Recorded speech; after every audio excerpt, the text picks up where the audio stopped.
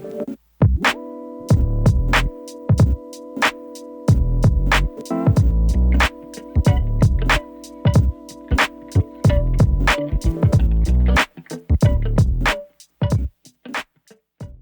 what's going on, everyone? Thanks for tuning in to today's show for the Urban Music Collaboration Artist Edition. My name is Terrence. I'm your humble host.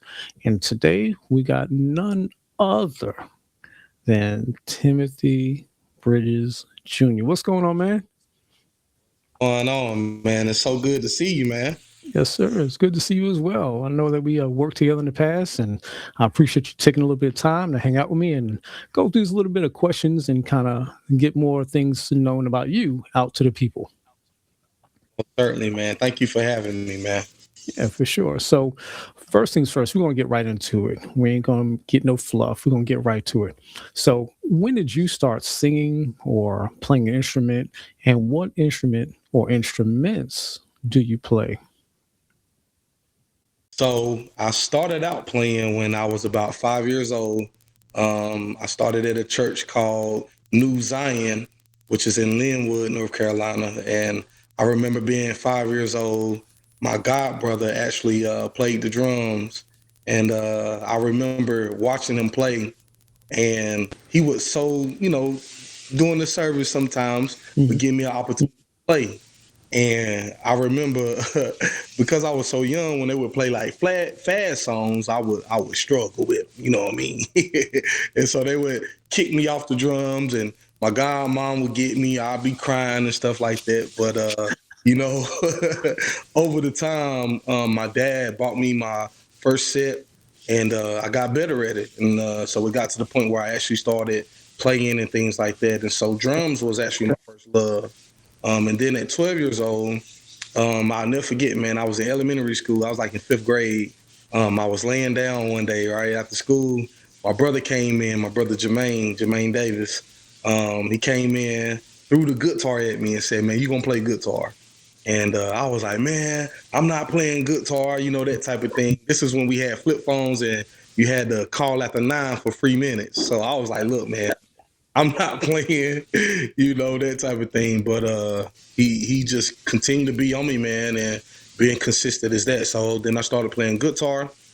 And then as I maybe the next 4 years kind of got better at it, then transitioned to bass guitar because guitar and bass is similar. And then I started playing keyboard. And the story of that is I was playing at a church called New Piney Grove in Kannapolis, North Carolina. My good friend, brother, kind of like a father figure to me, Paul Johnson. He was the minister of music there. And he said, TJ, after service, I was playing guitar. After service, he said, hey man, come over here and play keyboard.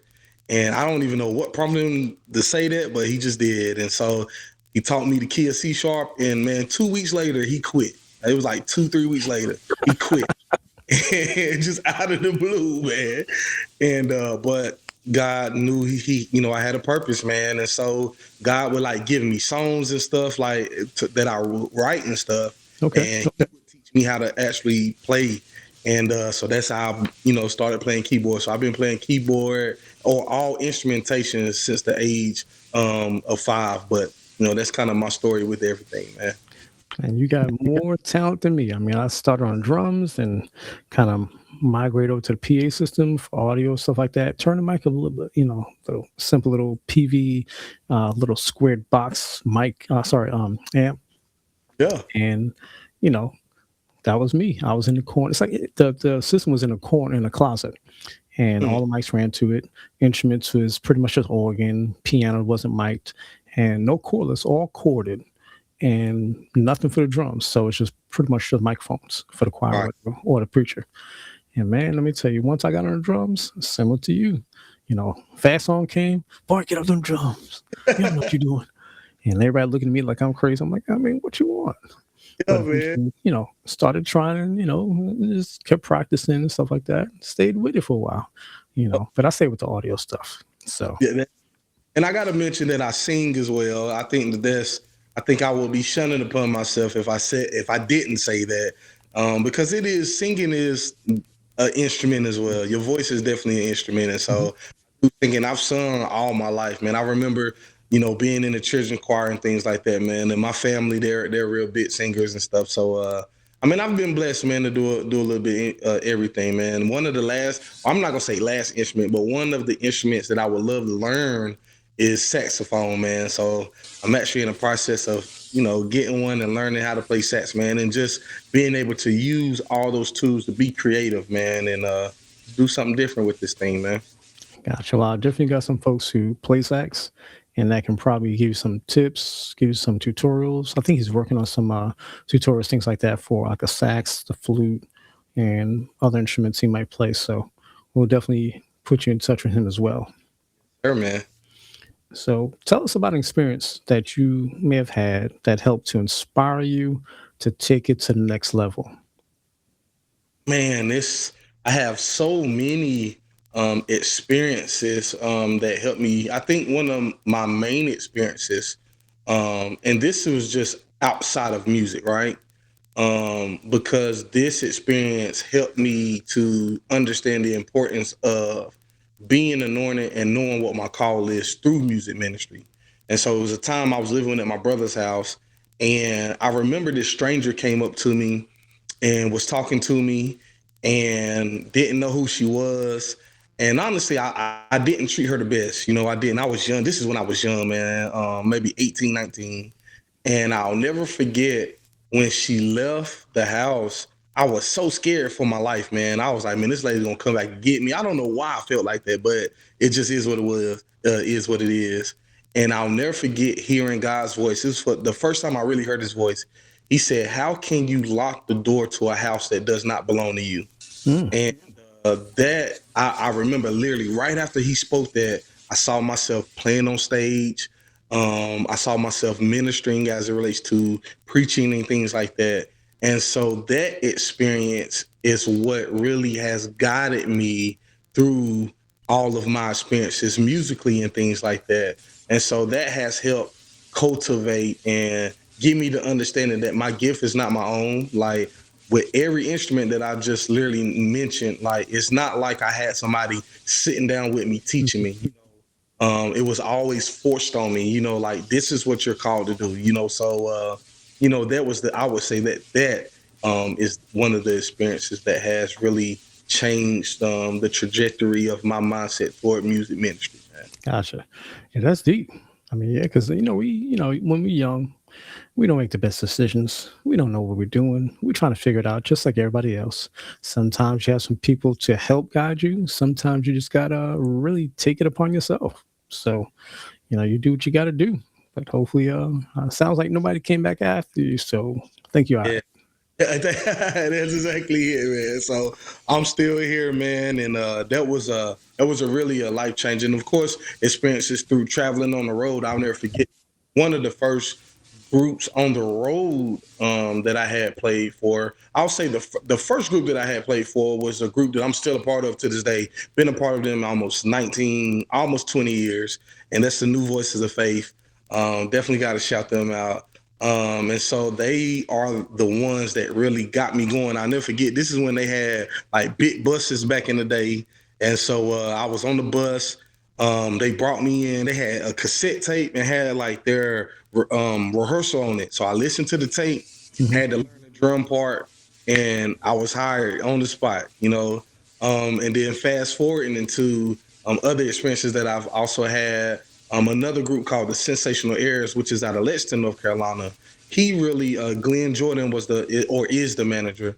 He taught me the business of gospel music, to that extent of understanding what contracts means or understanding how to carry yourself, as it relates to making, business moves with individuals. There's a group, one of the major groups, the Alabama Girls, Stephania Johnson. She was one of the groups that was my first time actually on the road for a major group, you know what I mean? And from that time, and I've played several different artists and groups and in my area. People know me and things like that. So I'm grateful, I'm humble, man. So those were some of the other experiences, just outside of the other experience I named, man. Cool, cool. Yeah, I remember when we first met. It was pretty much small church kind of coming up. They had a special event basically. You were playing guitar, Band was phenomenal. You were phenomenal. Sing was phenomenal. Good event overall. We linked up pretty much. You said, I like what you're doing, man. Let's hook. I said, yeah, here, take my number. And we started from there. This is about more than probably about Yeah, 3 or 4 years ago now. And yeah. I'm glad that we met because I love your spirit. Really But humble kind of guy, real helpful, not a chip on your shoulder from my experience. So whatever you said at 18, you're not here today. It kind of helped you to grow. I mean, hearing your sound, man. I was like, yeah, this is it, man. And I'm all about connection, man. I feel like in this music business, people have lost sight of what connection and friendships really mean. It's all about money, man. And I think for me, my heart is I want real connections because there are gonna come a time where you need friends that are able to speak a word into you and encourage you and not just be able to get you on or get you a Right. gig. It's about making real connections, man. And I can say, man, like I say, man, we've been cool. It's crazy when you think about that, just hearing that. And I actually went back and listened to one of the recordings you had done, and which really was like, yeah, I'm definitely gonna stay in contact with him. So I appreciate you again, man, allowing me this opportunity to come in and you seeing something in me that you would think that I would be worthy enough to come on your stage, man, and share some information, doc. Man, listen, you too humble. Come on, I man. yeah, I appreciate it, man. I'm serious, man. I'm serious. I Well, appreciate I've met a number of people, and there's some people that are easy to work with. Some people is kind of like could be, here today, not tomorrow.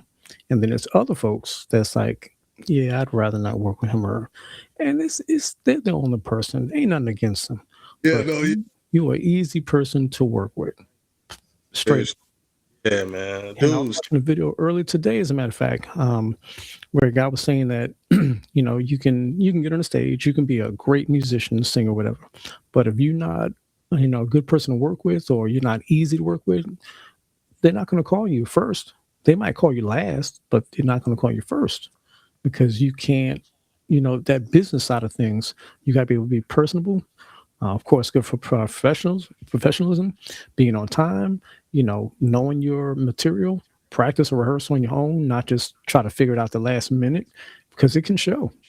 And once they get a whiff of that, it ain't gonna be the same. Not for them at least. hit it on the head, man. You hit it on the head.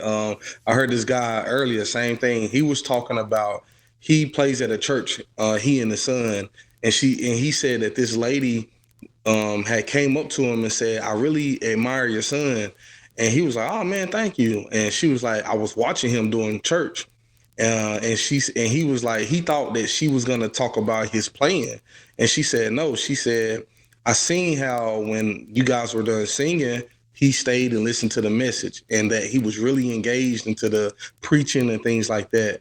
And that's the same thing he said. He was like, "Man, your character speaks before your gift." So for me, man, one of my main saying is I just want to be a good person beyond the music, beyond anything else, Mhm. man. I just want to be a good person, man. So again, man, I really do. I take that with all humility, man. I appreciate this. Yeah, you're welcome, brother. So, who are some of the great people that are great influences on you and your music, your craft, your creative part, anything related to your music career? Yeah, man. As far as influences, like I said, I definitely got to start with my brother Jermaine. He was my biggest influence and inspiration to why I do what I do. Of course, like I said, I have to mention Vess Wiseman. He was what guy that gave me the opportunity.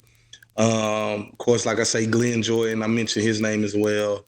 On guitar, as it relates to like a person that I really look up to, man, Eric Gales. I mean, that guy is incredible, man. I actually went to a show that he had in Greensboro, and man, it's like I've never heard such a heavenly type of sound, man. His creative ability, man, is just it's crazy, man. On keyboard, it's so many people, man, that I could name. I can't really give one name. If I had to give one name, I would say Mike Burrell, and the reason being is because, and I know that these are major names, but the reason I say that is because he's on a production side and also a musician side. When you look at his caliber and his catalog of things he's done and people he's worked with, I mean, it speaks for itself. And so when I think about being creative, being that type of influence, I have to mention his name. Drum wise, believe it or not, man, it's this guy here that's local, man. I literally just played with him over the weekend. This guy named Brendan Godet, I believe his last name. I hope I'm not butchering his last name. They call him BG. But he's here. He's from New Bern, but I think he resides in Salisbury, where I am, man. But guy is phenomenal, man. I mean, his ear, man, to hear things, man, it's just crazy, man. You know, you get some people that can just take a song and just take it to the next level, man. And so, as it relates to those instrumentalists, man, I think that those would be some of my influences that I look up to, that I admire, man. Now, I think I saw a video of the drummer you're talking about, Brandon. It's kind of like Yeah. brown skin guy. I think he's got like dreads or something like that. Um, I think he had, but he cut them, if I'm not mistaken. I think he got a brush cut now. I know for sure. okay. Kind of stocky, I guess. I don't know his last name, but I think I saw a video of him maybe using it as well at a church somewhere. Anyway, but I Yeah, think yeah, I'm talking about, yeah. yeah. So yeah, he's Yeah. definitely a good drummer. For me, man, and I think one thing I remember hearing this one guy say, man, he said, man, he doesn't, because I really don't listen to a lot of other musicians. I don't, and I think it's because I'm busy working myself, so I'm always working on my craft. Now that doesn't mean that I look at myself like I think I'm all there. It's not that. But business wise, it's just kind of like, man, I'm so busy, so I don't like I'm really now in that space where I'm actually able to sit down, listen to individual, and I try to make myself um I try to expand my ear for music and stuff, man. I went back and started listening to a lot of Prince, like a lot of funk and stuff like that, man. And because I hear a lot of people say I sound like him, you know what I'm saying? And I don't take that. I take that in humility, man. But my thing is, well, when you hear people say that, I'm like, well, what is it? Because I don't know that. I don't feel it. I don't know. I don't even listen to Prince. I've never really listened to him. But I'm like, well, let me listen to it, and maybe it's something that I could learn from it, to maybe be a little bit more impactful and stuff, man. But again, man, I'm a learner, man. I always tell people I'm always the type that I'm looking to learn and grow and just expand my craft altogether, man. Well, what I would say is, if anything, if you haven't seen his halftime show, Oh, watch I've his seen, halftime. Oh yeah, yes, brother. Yeah, that halftime show is crazy, man. can't nobody touch that man. Nobody. If I had to rate, I would say Whitney first because I love Whitney. Whitney was just, she got her own lane. Mhm. But beside that, right after that, it's definitely Prince. Just hands down, going with Prince. Now we're going to do this one more question, and then we're going to take a little break. So, was there a time that you wanted to go in a different direction professionally compared to, music being your main goal? Now, of course, a lot of musicians have a 9 to 5. Some music is all they got. So, has there ever been a time that you wanted to say, you know what, this music thing, I'm not going to pursue it as much as I thought I wanted to? And you decided to say, you know what, I'm going to do this instead. I mean, there's been a lot of times that I've said that, and I think the reason being, and I have this conversation, I'm growing to have this conversation a lot. Music business and entrepreneurship, it's a hard thing, man. It's not easy. The business of it, to really get it going, to get the recognition, to get the income and things like that, especially when you're trying to do it full time, it's hard, man. And so through that process, man, I've said a lot of times that maybe I should just be like just a stay at home type person, man, not really pursue music. There's been times I would quit groups, man, honestly, man, and I would just be like, man, guys, I'm not gonna be able to go on the road. You know, of course, I got to work. I have a 9-year-old son, literally just turned 9, February 7th. And so, taking care of him, man, having responsibilities of paying rent, car payment, insurance, and things like that. And sometimes, man, when you're playing on the road, the money just not adding up, man.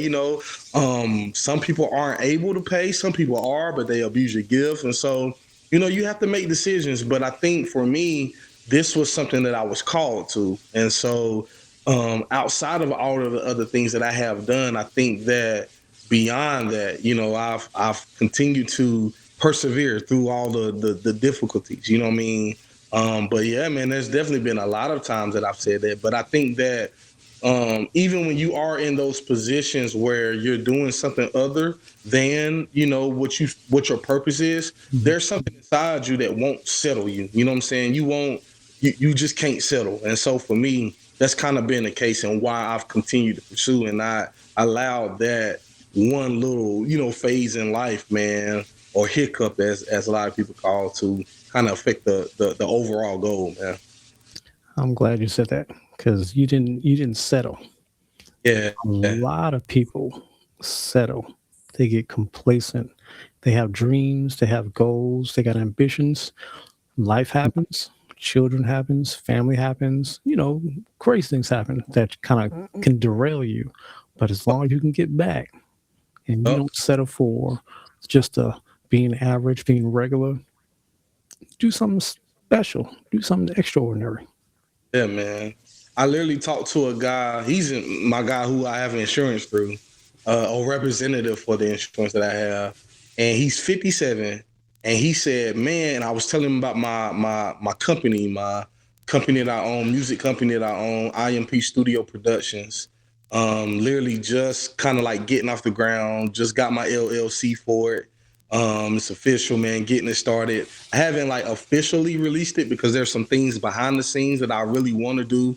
Again, man, I'm the type, man. I want to do things in a order, and I Mhm. want to do something different, and I want to really make a stamp to music, business, arts, and things like that in a way that really sets the tone. Because I think because we've gotten so complacent that we don't see a lot of authenticity anymore, man. Everything is fake. And so for me, man, it's very important for me and my company, my brand, that we keep that. And so talking about not giving up, I had talked to him and I was sharing with him, about my company and things. And he was like, "Man, I had a, dream to, be this guitar player on the road traveling and stuff." But he had people telling him like, "Man, you're not gonna do this, and you can't make," and he got discouraged, man. And but him hearing me talk about my company and what I'm doing and how I travel, and he's like, "Man, what's your information, man?" And so for me, that's why I do what I do. Like, I just want to be an influence to somebody else. I remember when I first started playing guitar, people would tell me, man, and I was terrible, man. I mean, I was terrible on guitar. It was just no doubt about it. And it's fine. I mean, you go through that phase. It's nothing negative, but what happens is people they don't speak into they don't speak into the creative side of you. They don't speak, into you to grow you. You know what I'm saying? They speak negative. And so I remember that. And so for me, man, it's my goal and my job, my obligation to inspire others, to uplift them, and to give them an encouragement that they can do it. You know what I'm saying? And it's not about me, but God being on your side, man. There's nothing impossible. What's impossible for us is possible with Him. So that's just the message I try to share, man. That's a good message. And more people, more kids, more everybody needs to hear that because, like I said, when life happens, it can derail you, it can kind of put you into a different direction. That might be still necessary, but that doesn't mean you can't still do what you want to do, what you have a passion for. Now, passion can be one thing, but what you do with that is going to make all the difference. Like Yes, sir. you can love an instrument, but you don't do nothing to learn about it. Not even to say play it, just learn about it. When it comes to say, I want to learn more about the piano. So I started watching videos on YouTube, you know, chords and the different terms and try to figure out what they're talking about. See a little example. Now they're moving in kind of real time, so it's hard to grasp everything. But the good thing is that you can play it back Yeah. and you can play it back. and then you Right. start to pick up on more and more things. But some people say, you know what, this is too hard. You All didn't right. give it a chance. Good Don't chance. don't don't do that to yourself. It's about how I remember my pastor Bradley Taylor. Taylor, he preached a message. He said, "How bad do you want it?" And of course, we hear that, but when you're really earnest about something and really want to do it, like you just have to be about it, man. And I mean, I faced so many storms, man.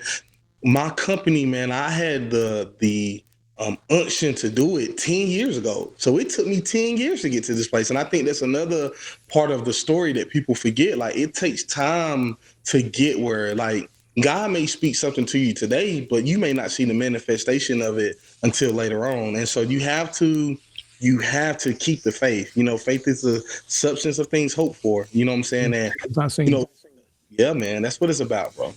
what's crazy is that face part is that I'm from New York, moved Okay. south, and Okay. people say, "Well, how'd you move from New York to south? What's going on?" I was like, "Look, I need something different. I Yeah. moved out on faith. My wife and I, we left on faith. Now, Wow. the way things worked out is that I had a job before I even knew I was going to really have a job. Put out some resumes, stuff like that. Did an interview on the phone, and then eventually, the same week that I was coming down to check out for houses, they said, "Hey, well, we're doing interviews. When can you be down here?" And they didn't realize I was out of state right away. I said, "Well, I'm out of state, but I'm coming down next week." Okay, great. We'll just, let's set up something for Monday. Okay, great. So left out, got there that day, did the interview, and they offered me a job saying, "Hey, the job starts in 2 weeks, the training class. So do you want to accept it? We want to offer it to you." And this is off the first interview face to face. I'm like, let me get back to you. All right. I got to put some things in order. Told the wife, she was like, "They offered you a job?" I said, "Yeah, training starts in 2 weeks." So we had some talks and worked some things out. I have family down here. I was blessed enough to have them to let us stay with them until the house was built. And I didn't even have a house yet. I didn't have an apartment yet.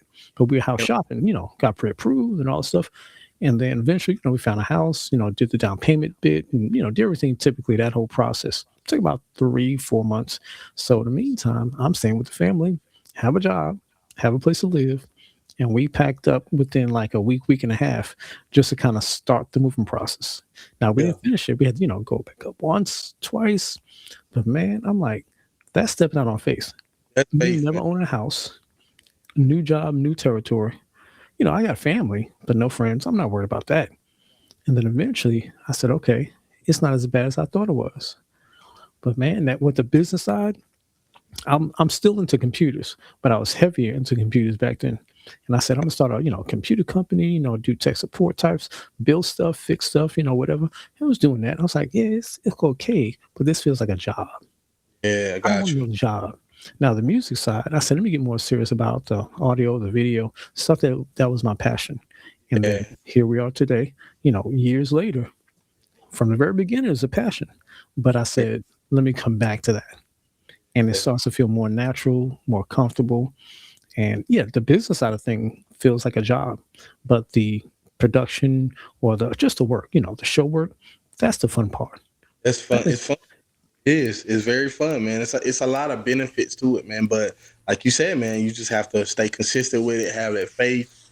And I mean, and that's just really what it is, man. When God calls you to it, man, he's gonna make sure you get through it, man. No doubt. so. Real quick, going to take a quick little break. We're going to play a video of yours just to kind of show them what you do, and then we'll be right back with it. Stay tuned.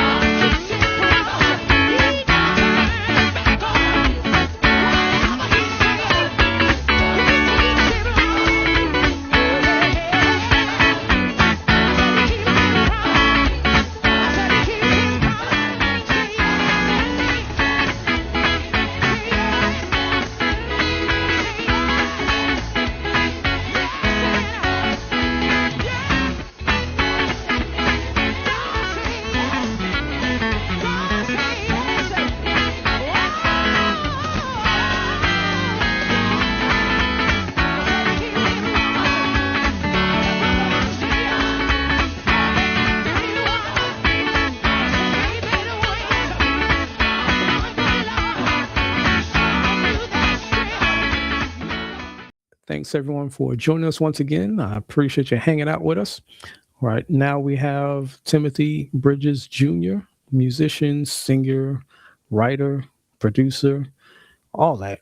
And I want to Bro. ask you a question. So, Sir. what would you say is the difference between a musician and a producer? Because you talked about that earlier, and there's a big difference in my opinion. But what or how do you see the differences between a musician and a producer? That's a great question, man. So to me, a musician is what that is. It's a person who plays music. A producer is a person who can find musicians that helps to produce good music. You know what I mean? That's literally it. That's literally it. So if I'm a producer, I'm like, man, I got this record for whoever the artist is, and I need this specific sound. He goes and find musicians that can cultivate that sound, put it together, and make that sound. A musician is just a person that they are available and can play whatever that particular sound is to that particular extent. So that would be my that would be the difference between a musician and a producer for me. Got that. And me and my live stuff, way back when musicians will say, I play with this band and I play with that band and I play with this band or this singer, I'm here and there. And I'm saying like, why do you play with so many different bands? I mean, because what they're not busy enough, they don't pay enough, what's going on? And then I start realizing that band may not be out there as much as somebody else. So you gotta still eat. You still gotta play. You want to play. And So you ain't on tour, 6 or 9 months out of the year. You might tour, you might have events, you might have gigs or special events, whatever, all right. but you don't got that with just one band or one group. So you spread your wings a little bit. So that's where the producer is going to say, hey, I got a band with this or that. I got a recording I need to do. I know the right musicians, stay with this band. And then you see them on different recordings or different shows or different stages with different singers, different musicians, and they stay busy. It, But man, when I figured out, I said, "Oh, that's why." uh, it's like that, man. I have been blessed. So I play with a beach band. A lot of people refer to them as such, but there's this group called the Tams. They're founded and started out of Atlanta, Georgia, and so out of 53, if we wanted to do it by like weekends, so after 50, I'm sorry, out of 52 weekends in a year, 52 weeks in a year, may as well say, they're booked for like 43 of them, right?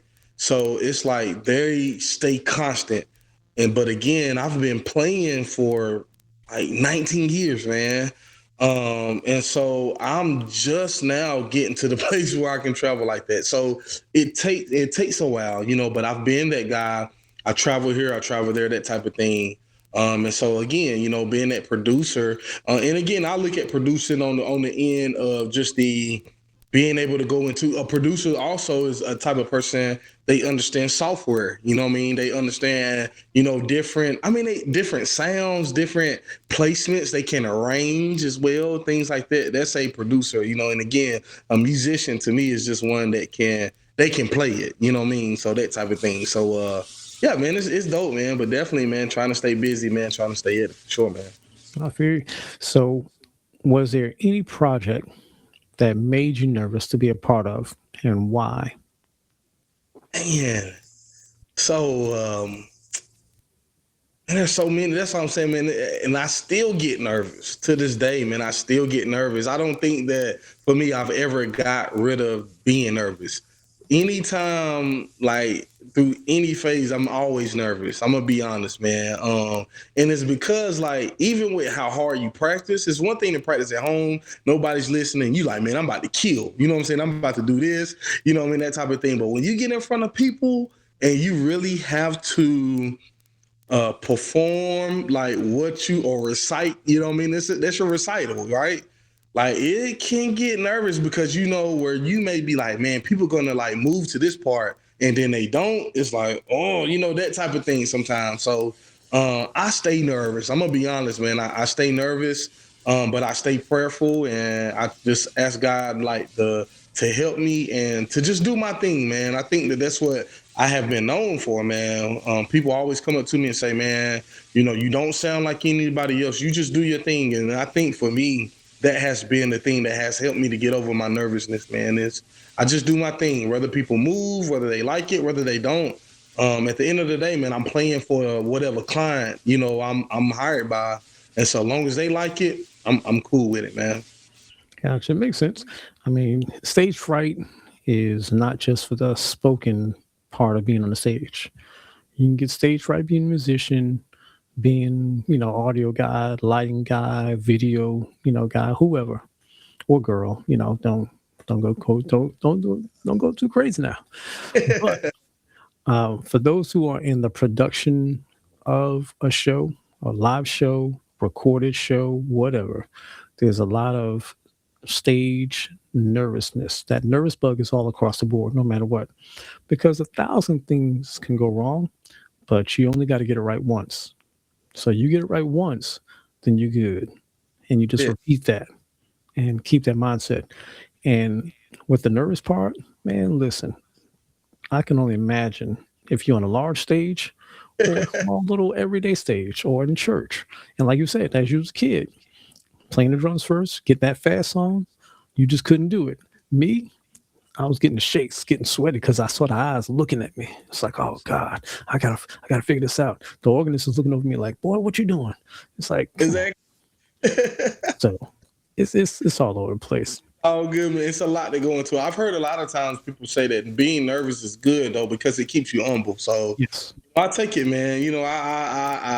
Hey, it is what it is, man. I allow it to help, cultivate me. But I mean, it is what it is, man. No matter, and like I said, I've played on stages. I think the biggest crowd that I've ever played in front of, if I'm not mistaken, was like a 5,000 people crowd, which is a lot of people, man. That's a pretty an event, and I know some people who played in front of 10 and 100,000, so, but I'm on that, that I'm climbing, you know what I mean? But for me, man, a lot of people, can't say that they have done that, especially as it relates to people who are just starting out. So you think, a lot of people are scared to play in front of just their family at home, so right. 5,000 people, so it's a lot, man, but the more and more you practice, the better and better you'll get. The more and more comfortable you'll be, confident in yourself that you'll be able to, as you said, produce what's needed at that time, man.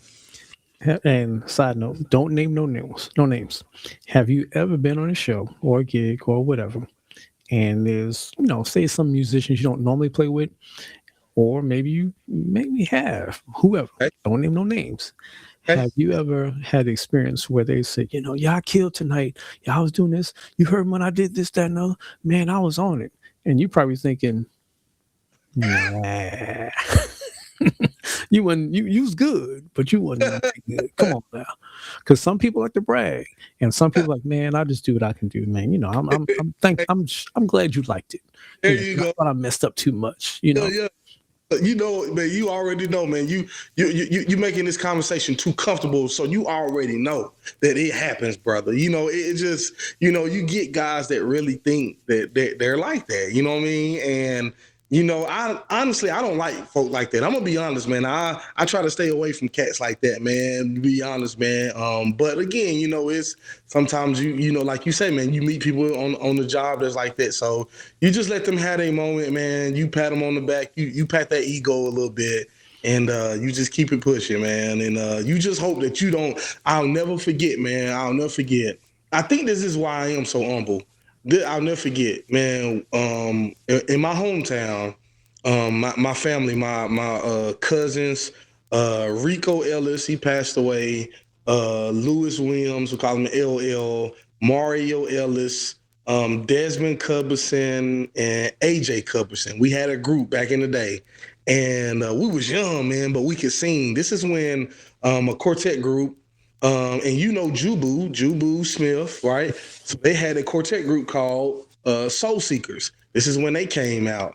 and we would sing some songs off of their album. And I mean, man, we would sing, man. We was killing. That's what we used to say. We used to say, man, we killing. That's what we said. And I'll never forget.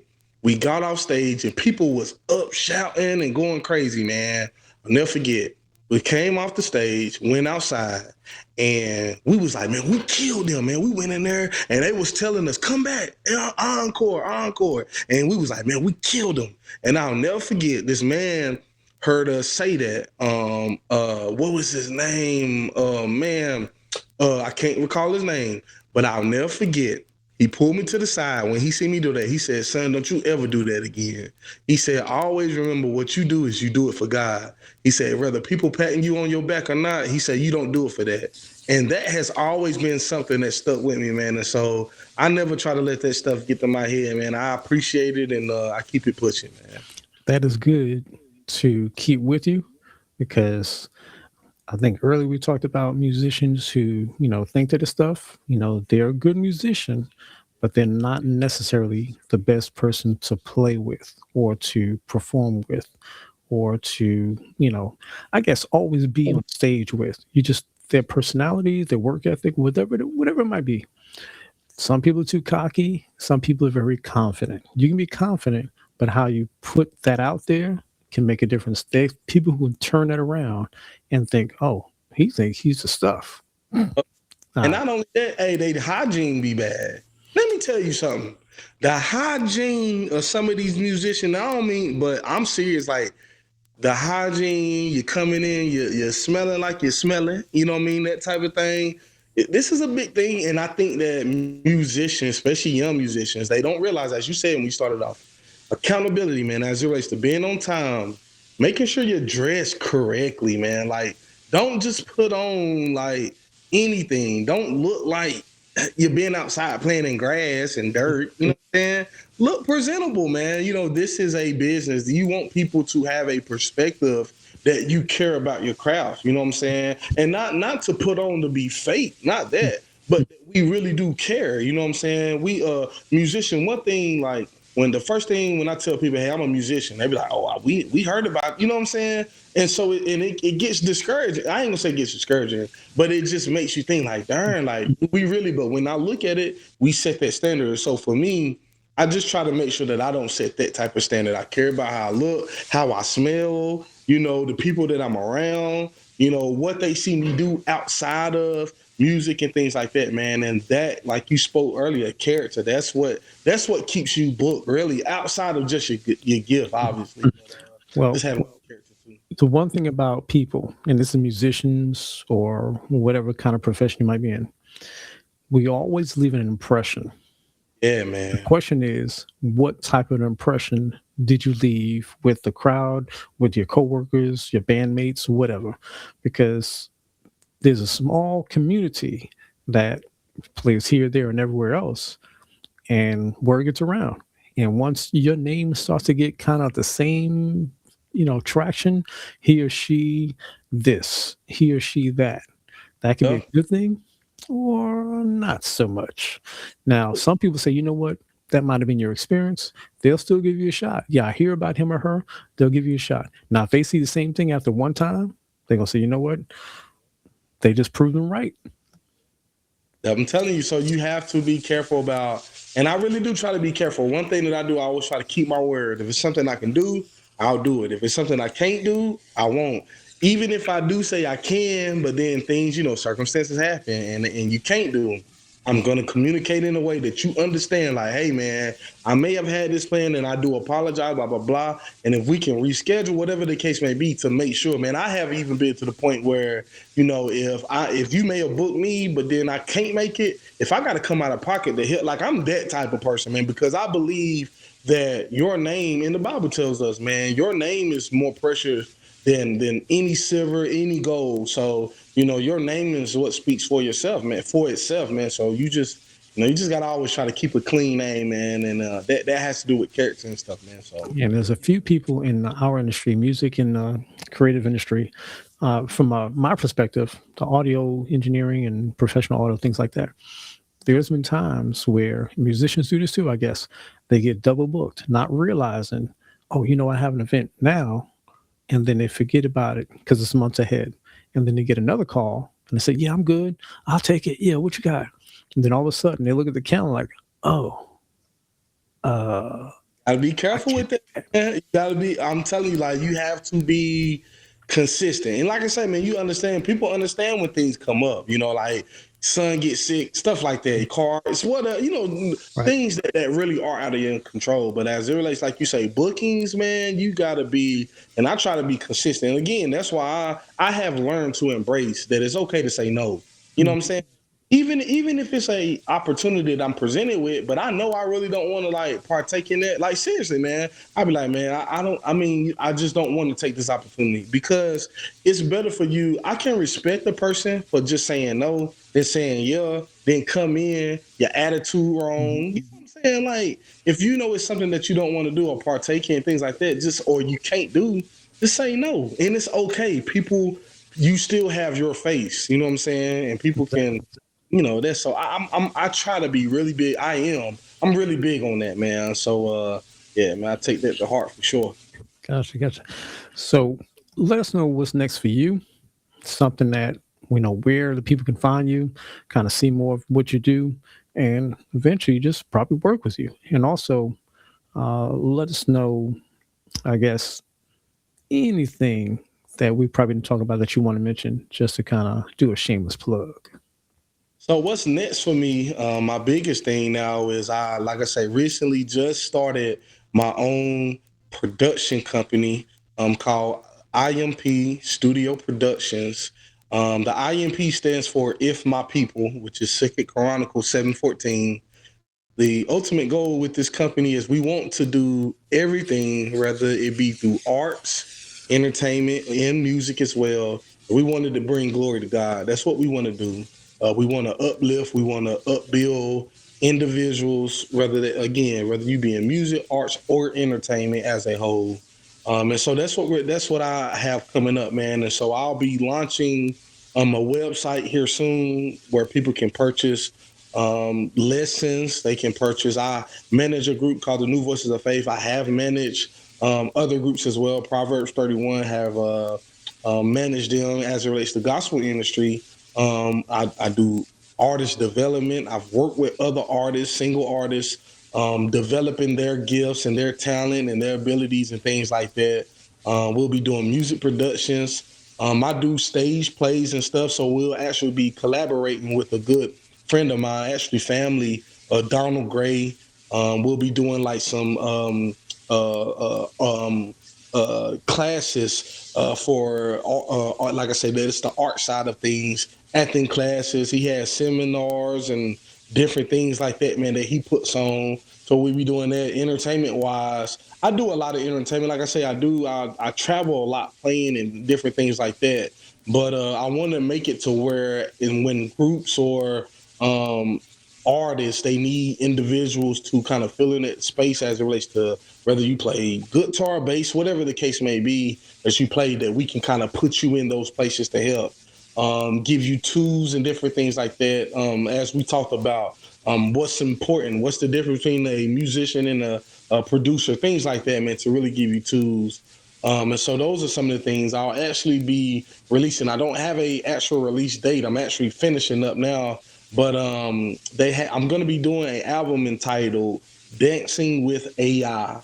Hmm. The concept came from, of course, they have this AI where it's a platform where you can send your music to Sunu, and they transform your songs.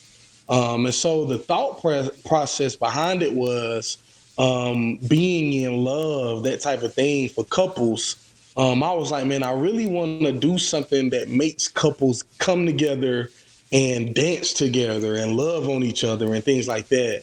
And so I was like, I have written some love songs, and it's been a while ago. And I was like, man, we live in a technological world. So I said, I think it would be dope if I came up with something, or if I use AI in a way to kind of bridge that gap. And so I entitled it Dancing with AI. But the ultimate goal is that you being married or you being in a relationship, that people would come together and just love on each other. I think that's really what the world needs. And so those are two of the main things that I'm working on, man. And so I'm really excited about it, man. It's definitely something that's going to be happening very soon, probably in the next couple of weeks for sure. Launching the business officially. Just got the LLC for it, so I'm very excited, man. Like I say, finishing up the actual production for the Dancing with AI. I'm gonna do like a promotional video and stuff like that. So we just got some little technical things still to do. But that's what we working on, man. And lastly, I play for, like I say again, the group called the Tams, and we're booked like crazy. We'll be in Kannapolis Friday, then we'll be in Georgia Saturday, man. And so just constantly staying busy, man, trying to make those connections and trying to stay busy, man. That's good. That's good. And for the next generation of musicians, singers, performers, creators, producers, whatever, what kind of words of encouragement do you have for them? Because it's going to be tough. There's going to be challenges, bumps in the road, confusion to a certain degree. What kind of words of encouragement do you have for that next wave of creators? I would say definitely stay focused.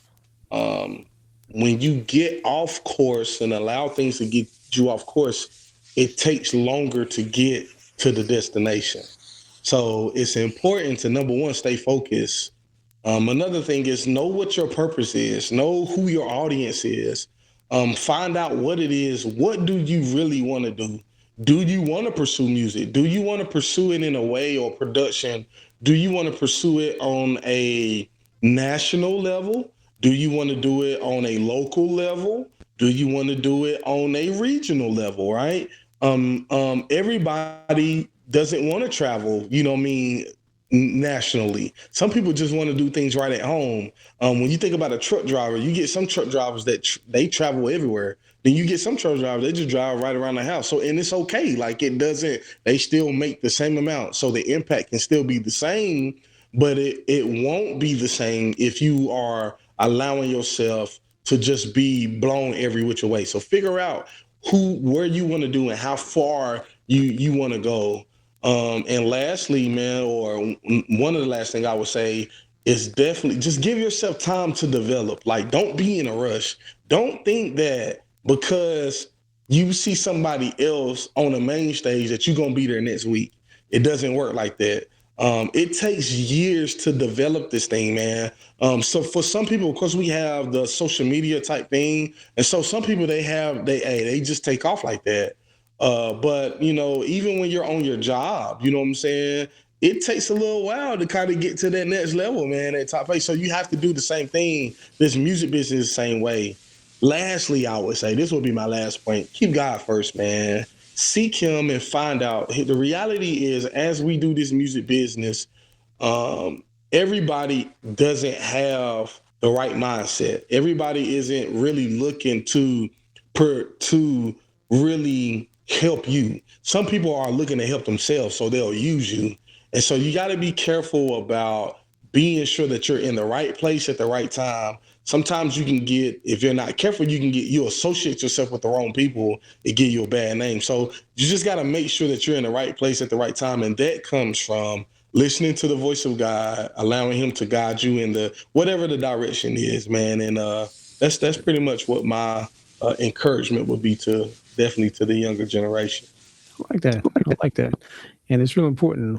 You even mentioned, do it in order, do it in a process, because you try to start to skip steps, trying to climb the ladder of whatever kind of direction you're going, you're going to start slipping and you're going to find yourself lower, come up a little bit, drop down again because you try to skip a step. And it's always not, it's not that, it can be a little bit slippery if you don't know what you're doing. So be careful. But I've been doing again 19 years, man. I've literally, when I started in this, it was 19 years ago, and it took me 10 years to get the business started. And that's just because, man, but my process was 19 years ago. I had to start with somebody. Somebody had to first give me an opportunity.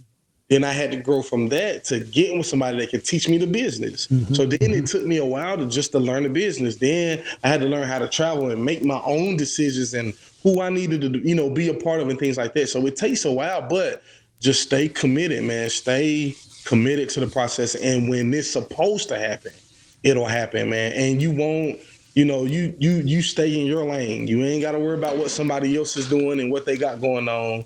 Just stay in your lane. Do what God asks you to do, and that's it, man. That's what it's all about, man. And so that's what I try to do, man. I want to be able to impact not just this generation, but generations to come, man. And so that's what I'm looking forward to doing, man. That's what I'm talking about. So, man, I really appreciate you taking the time out to hang out with us today and look Man. forward to some great things from you.